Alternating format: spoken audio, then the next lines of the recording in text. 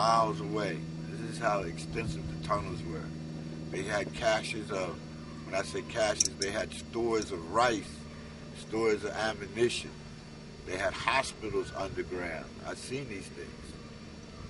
So it was your job to go in and search My those? job was to go in, find them, and then detonate, put C4, blocks of C4 in there. Anybody that was in there was going to get closed up in there. So my job was to run C4, run the wires, go in there, find out what's in there. The incentive was that just had to stop them. You know, I mean, they had rice, they had animals, weapons, all kinds of things. It was unimaginable. I mean, and the determination of those people is why they prevailed.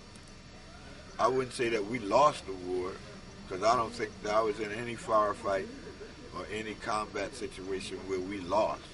You understand what I'm saying? But I would say that we had, people didn't have the determination to win.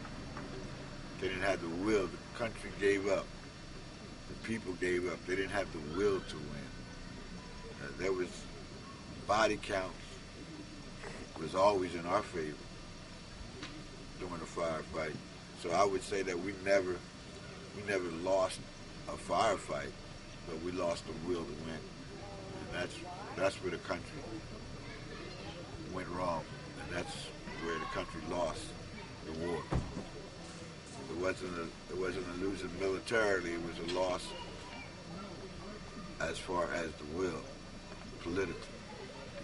And also, I noticed a lot of the vets was talking about the psyche that it puts on you, the mental, the mentalness of being in combat, of watching things happen. The mental awareness it makes you so acute of what's going on. But then when you come home, you want to block that out. You know what I'm saying? You want to get rid of it. But you can't. Every time I go to sleep, I have some type of episode, claustrophobia. The tunnels give me. Anytime I'm in a room, claustrophobia comes up. I have a problem with claustrophobia. I've been diagnosed with what they would call post-traumatic stress. That's trauma. You know what I'm saying? Being in a stressful situation, that's basically trauma.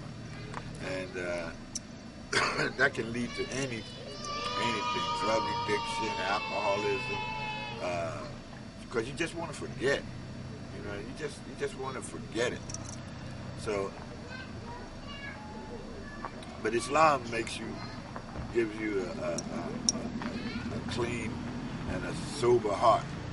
You know, making Salah gives you a clean and sober heart. Calling on Allah subhanahu wa ta'ala, knowing that Allah subhanahu wa ta'ala is there, gives you a clean and sober heart. Gives you that peace in the heart. You know, and that's what I was seeking when I, sought out. When I came back, I was seeking. I went through all kinds of changes, just trying to find peace. And Allah subhanahu wa ta'ala gave it to me in the form of Islam, inshallah.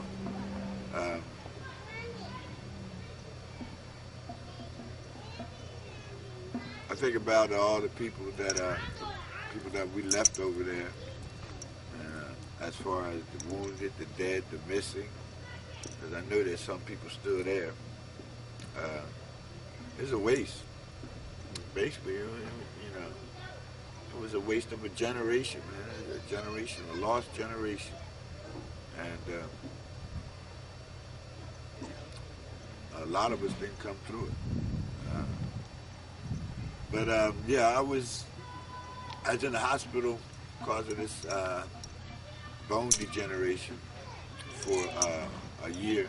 I was in the bed for 6 months, and I was in a wheelchair for 6 months, and the doctor gave me 60-40 that I wouldn't walk.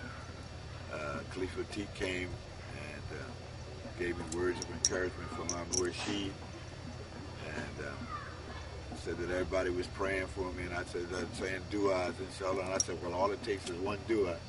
It's be accepted, inshallah. And got a standing ovation when I walked out of the hospital from the nurses, because I worked very hard to get to this point. I'm not where I want to be, but I'm walking. I'm able. I don't want to be in a wheelchair, and I didn't want to be in a wheelchair. I didn't want that stigma of just not being able to move around the way you want to move around. But alhamdulillah, I'm glad to be able to relate this to everybody. And I am a Vietnam vet. I'm proud of my service. I'm proud of my combat service. I would like to forget it, but Allah subhanahu wa ta'ala will never let me forget.